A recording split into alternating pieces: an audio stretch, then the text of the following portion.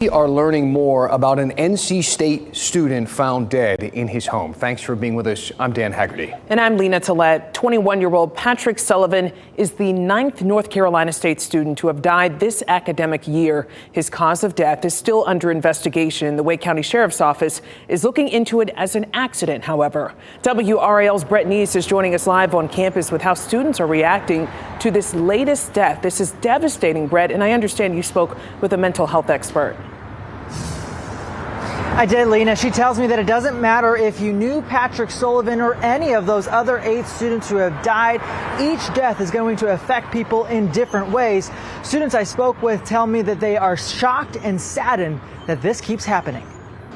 College students are already juggling a lot. Classes can be overwhelming at points. Add in homework, tests, assignments, a social life, eating properly. The list of stressors goes on.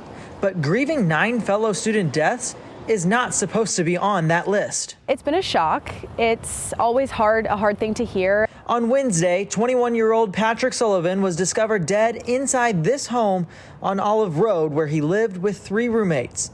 His death remains under investigation while the sheriff's office awaits a medical examiner's report. His roommates found syringes in his room the night his body was discovered. Death certainly has a major impact. You know, the finality of it all is something that is really hard for people to process through. Dr. Kamala Azel is a psychotherapist who says it doesn't matter if you knew any of the 9 students or not. You can still feel an overwhelming sense of grief because we feel for other people. 5 of the 9 NC State students who have died took their own life. Just Tuesday, the university's Student Mental Health Task Force released an 89-page report citing a 2019 study that shows students' mental health was suffering even before the pandemic, with more than 4,000 students reporting they had suicidal thoughts. Students tell me now more than ever they're focused on making sure their friends and fellow students feel supported. In a way, it's brought us closer together, as in we're trying to look out for each other more.